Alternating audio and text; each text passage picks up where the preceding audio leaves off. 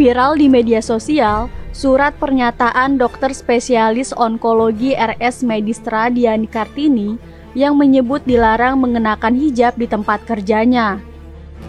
Dalam surat itu, Dr. Diani mempertanyakan masalah penggunaan hijab di RS Medistra.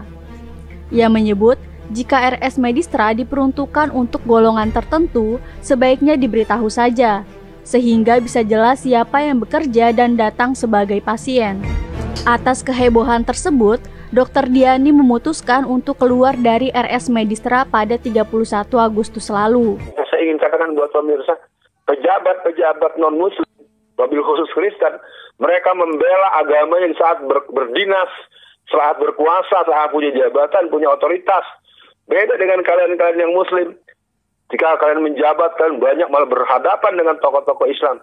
Giliran kalian pensiun, kalian udah nggak punya jabatan, baru rajin ke masjid, baru sering datang ke rumah Pak ulama cium tangan bolak-balik. Assalamualaikum warahmatullahi wabarakatuh. Waalaikumsalam warahmatullahi wabarakatuh. Alhamdulillah wa syukurillah wa ni'matillah la haula wa la quwata illa billah. Pemirsa, dibacain berita kembali hadir di ruang tayang Anda. Bung kameramen mesti sudah menyiapkan hidangan berita mutakhirnya. Silakan Bung kameramen. Ya, terima kasih Bung Alfian. Alhamdulillah kita bisa syuting kembali. Mudah-mudahan dibacain berita sedikit banyak bisa memberikan pencerahan bagi umat dan rakyat Indonesia. Nah, Bung Alfian, kita mendapatkan selebaran yaitu surat dari dokter kepada rumah sakit, Bung Alfian. Jadi langsung saja Bung Alfian, selebarannya itu dituliskan oleh Dr. Diani Kartini kepada manajemen Rumah Sakit Medistra 29 Agustus 2024.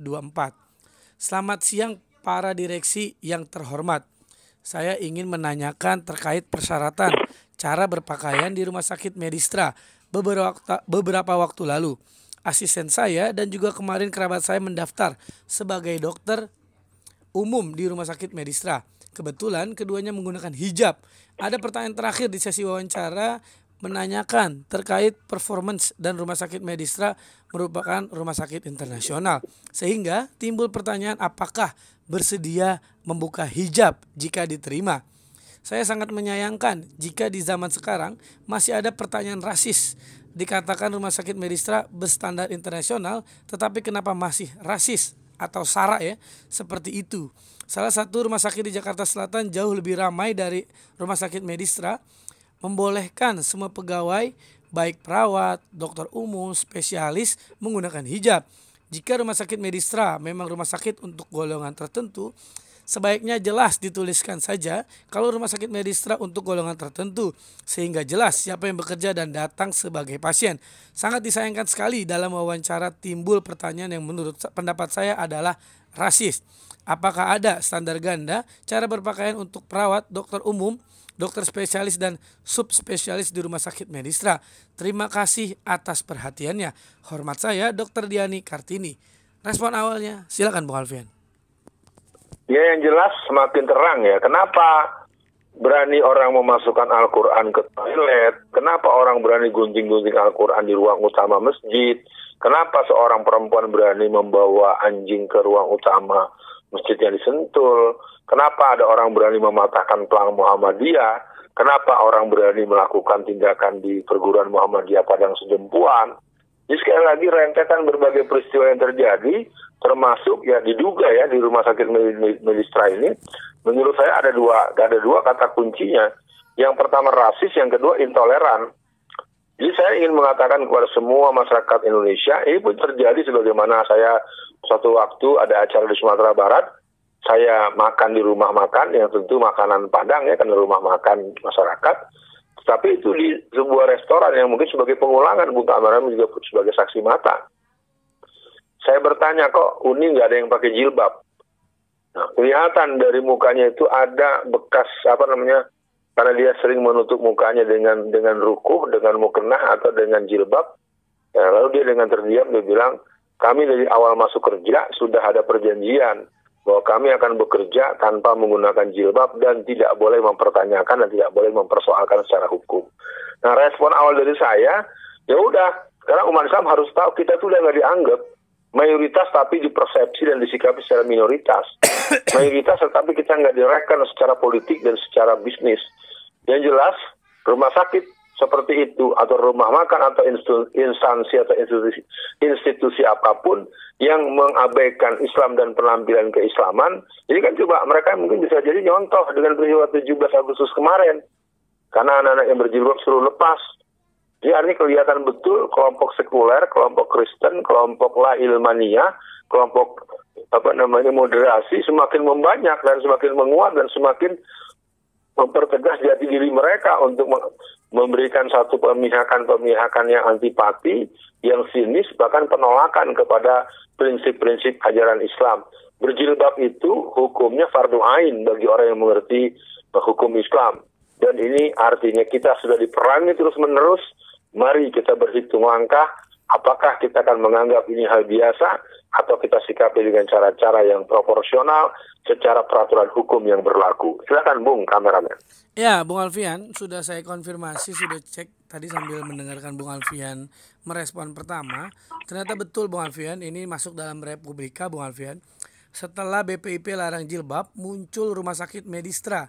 Diduga batasi dokter dan perawat menggunakan hijab. Nah Bung Alfian, kalau kita baca lagi ada berita juga di Republika juga. Protes larangan hijab, Dokter Diani keluar dari rumah sakit Medistra. Insya Allah rezeki ada dimanapun. Nah Bung Alfian, ini kayak menarik nih, coba saya bacakan dulu.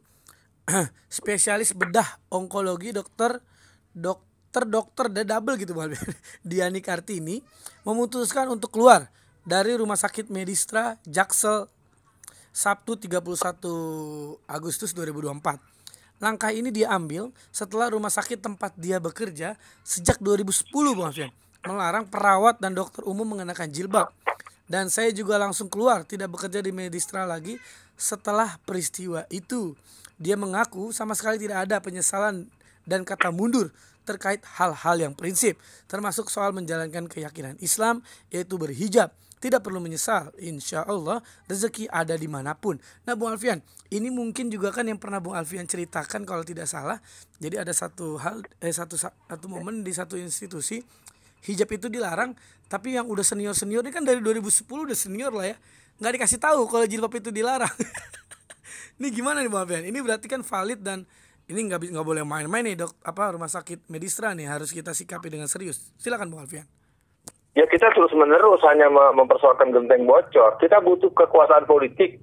Kita butuh memenangkan Pak Anies Baswedan. Kita butuh gubernur wali kota yang berhaluan Islam. Kita butuh bupati yang berhaluan Islam. Itu bukan meramen. Kesalahan kita semua. Kita harus ngakuin bahwa kita keliru. Bahwa kita tidak mengambil posisi untuk memegang komando polisi. Kita akan capek. Dulu yang di Sumatera Selatan, anak-anak SMK suruh lepas jilbab. Begitu terus.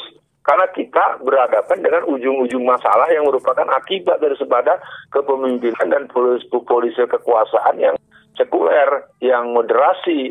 Jadi kalau ditanyakan bagaimana kita harus akhirnya akan berurusan dengan akibat daripada sebuah kepemimpinan yang jauh dari keinginan dapat keridhaan Allah. Salah kita sendiri, saya katakan dengan tegas. Apa yang dialami diceritakan dengan rumah sakit Medistra ini baru yang terbuka, belum yang rumah sakit yang lain, belum instansi yang lain, belum pabrik-pabrik, belum perusahaan-perusahaan multinasional, belum berbagai lagi banyak. Yang jelas gerakan-gerakan dakwah tanda kutip ya, gerakan ofensivitas, penyebaran ideologi, keyakinan, pemahaman dari agama maupun paham keyakinan ideologi tertentu terkelola dengan baik. Sebutlah Syiah misalnya. Syiah itu seperti apa? Merebak di kampus-kampus, merebak sampai di perguruan-perguruan tinggi Muhammadiyah. Hampir lebih dari 20 sampai 40 perguruan tinggi di Indonesia itu, terutama PTM ya, perguruan tinggi Muhammadiyah, mereka mempunyai pojok Iranian corner. Semua orang tahu itu. Jadi sekali lagi Bung Kameramen, persoalan yang dialami oleh Ibu Dr. Diani ini merupakan sebuah ghirah, sebuah izzah, harga diri secara hak asasi manusia. Berarti pelanggaran HAM dong. Berarti dokter Diani sebenarnya nggak boleh keluar dan jangan mau keluar. Yang harus disesuaikan peraturan rumah sakitnya. Nah, artinya kita sama tengok bagaimana menteri kesehatannya. Yang jelas presiden, kita katakan presiden kita adalah orang yang tidak punya sedikit pun mengakomodir aspirasi Islam. Boleh jadi di berbagai instansi yang lain bisa begitu. Mungkin juga instansi pemerintahan begitu juga.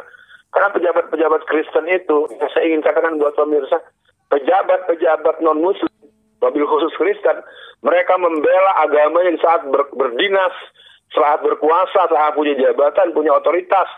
Beda dengan kalian-kalian yang Muslim. Jika kalian menjabat, kalian banyak malah berhadapan dengan tokoh-tokoh Islam. Giliran kalian pensiun, kalian udah nggak punya jabatan, baru rajin ke masjid, baru sering datang ke rumah Pak ulama cium tangan bolak-balik. Sekali lagi, Bung Kameramen, situasi ini adalah akibat dari kita tidak memiliki otoritas politik dan kita tidak mempunyai kewibawaan ekonomi, dan itulah akhirnya orang-orang musuh-musuh Islam terus-menerus memperlakukan kita sebagaimana yang kita bahas kali. Ya, Bu Alfian, menangkap saya yang dimaksud oleh Bu Alfian karena memang tidak ada sikap ya dari pemegang kekuasaan atau pemegang kebijakan di negara ini agar tidak boleh melakukan hal-hal tersebut. Ya gimana Jokowi mau tidak diskriminasi, Bu Alfian? Uang kejadian di IKN aja depan mukanya Jokowi, berarti kan ada sedikit ya diduga mungkin ya restu Jokowi untuk kristenisasi, bisa jadi kan gitu. Nah, Bu Alfian, untuk akhir sesi kali ini kan menurut saya kalau dibilang dokter tadi terlambat, bisa jadi juga dokter itu nggak tahu, Bu Alfian. Makanya kan saya mengutip cerita Bu Alfian waktu itu kan, diam-diam perusahaan itu melarang jilbab, tapi senior di perusahaan itu yang udah pakai jilbab nggak dikasih tahu gitu kan. Mereka tahunya setelah melihat gelagat karyawannya yang tadinya pakai jilbab jadi ketakutan. Nah, untuk akhir sesi kali ini, apa saran Bu Alfian agar hal ini diinvestigasi, Bu Alfian, di perusahaan mana, di rumah sakit mana, di tempat kerja mana yang secara tidak tertulis mereka melarang jilbab? Karena menurut saya banyak pribumi yang memilih lebih baik diam daripada gue bersuara, gue gak dapat kerja. Itu yang saya lihat, Bung Alfian. Jadi mungkin untuk akhir sesi kali ini, bagaimana pesan Bung Alfian atau apa pesan Bung Alfian agar diskriminasi pelarangan jilbab di tempat kerja dimanapun bisa terbongkar dengan luas, Bung Alfian? Untuk closingnya silakan. Yang pertama saya ingin katakan buat pemirsa, bagi yang belum tahu, yang dimaksud Bung Kameramen itu di IKN itu ada video yang beredar pembangunan gereja Katolik dengan pembiayaan 700 miliar. Pertanyaan gampangnya, apakah di sana ada masjid? Apakah ada grand planning? Apakah ada market pembangunan masjid? Nah, yang kedua, apa yang kita lakukan? Intensifikasi dakwah secara TSM, dakwah secara terstruktur, sistematik dan masif. Jadi kepada Dewan Dakwah, kepada Muhammadiyah, kepada NU, kepada MOI yang berisikan adalah Persis, Al-Wasliyah, Matlaul Anwar, semua harus memikirkan bagaimana dakwah itu adalah bentuk aktivitas yang mengedukasi, yang meneguhkan dan memantapkan nilai keyakinan, menertibkan ibadah, dan membangunkan keberanian untuk membela kebenaran menurut ketentuan Allah dan Rasulnya. Selebihnya, Bung Kameramen, untuk kita juga buat masyarakat, mari kita berani membuka, ya, speak up yang berhubungan dengan kasus-kasus lain. Gerakan-gerakan kristenisasi, kalau kita ikuti dari berbagai ratusan kasus, ribuan kasus, ada orang di rumah diwajibkan makan daging babi, daging anjing, ada rumah-rumah orang Kristen yang pembantunya dipaksa begitu. Nah, ini kalau kita bisa buka ini, dan mungkin nanti pemirsa atau netizen yang menyimak pembahasan ini, silakan Anda ceritakan ada di mana dan bagaimana. Jadi dari saya, bahwa umat Islam Indonesia, kita ini umat Islam mayoritas secara demografis, tetapi kita harus berani mengatakan kita ini minoritas secara kecemburuan, secara pembelaan, secara pemihakan, secara perjuangan dakwah, dan itu harus kembali kepada saya, kepada saudara-saudara tokoh-tokoh pemangku dakwah, saudara-saudara yang dikenal sebagai ulama dan pimpinan pesantren. Pahamilah bahwa di antara masalah perjuangan kita adalah gerakan orang-orang Kristen dengan al-harakat al-irtijad, dengan kristenisasi, dengan pemurtatan. Sekali lagi, kita semakin bersemangat bergembira untuk menyongsong jihad fisabilillah, menegakkan Islam. Yang paling puncak adalah perjuangan politik, merebut kekuasaan sesuai dengan kehendak Allah dan Rasulnya. Sekian dan demikian. Assalamualaikum warahmatullahi wabarakatuh.